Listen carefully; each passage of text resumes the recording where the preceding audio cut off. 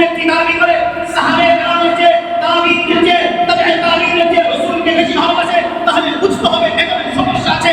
এর উদ্দেশ্য রাসূলকে ভালোবাসা না, এর উদ্দেশ্য হচ্ছে জাতিকে গুমরা করা, জাতিকে পথভ্রষ্ট করা। বলে ঠিক না? সাহাবীদের যে নবীকে বেশি ভালোবাসে এ রাসূল আছে? কথা বলেন আছে?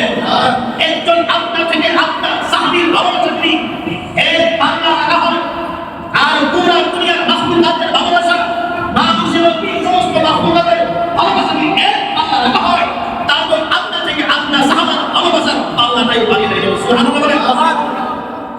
এমন সাহাবার সাহাবা থাকার পরে এই সাহাবা তারা জীবন দশায় নবীর মিলাদুন নবী পালন করেন নাই, তাবিঈন মিলাদুন নবী পালন করেন নাই। 1450 বছর বয়সে আমরা এখন মিলাদুন নবী পালন করি। এর অর্থ হচ্ছে সাহাবীদের চেয়ে নবীকে বেশি ভালোবাসি। কথা বলেন ঠিক কিনা? অথচ সাহাবায়ে কেরামের ব্যাপারে রাসূল কি বলেছেন? সাহাবায়ে কেরাম তাবিঈন হচ্ছে ইতিহাসে আছে তারা সর্বযুগের মানুষ, যুগের মানুষ, সর্বযুগের মানুষ।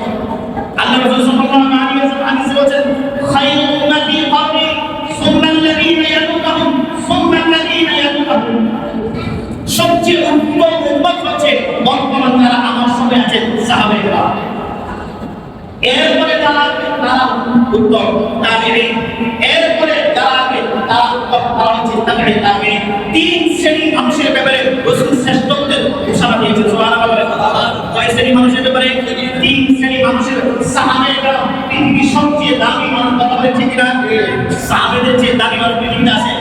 যত রাসূলুল্লাহ ওলিয়াউল্লাহ বলেন না কেন, আব্দুল কাদের জিলানী বলেন না কেন, মুজাদ্দিদ হাফিজ সানি বলেন না কেন, যত আব্দুল্লাহ যে সমস্ত আব্দুল্লাহকে এক পাল্লা রাখা হয়, আর একজন আল্লাহ সাহাবীকে এক পাল্লা রাখা হয়, ওই সাহাবীর আমল নামায় বানিয়ে দেয়। সুবহানাল্লাহ। এই সবচেয়ে শ্রেষ্ঠ জাতি হচ্ছে সাহাবায়ে কেরাম। এরপর হচ্ছে তাবিঈন, এরপর হচ্ছে তাবিঈন। এই তিন জামানায় মানুষ ব্যক্তি রাসূলের মিলাদুন নবী পালন করেন নাই, কল্পনা করেন নাই, কল্পনা করেন। তারা শ্রেষ্ঠ জাতি ছিলেন। শ্রেষ্ঠ জাতিকে মিলাদুন নবী পালন করে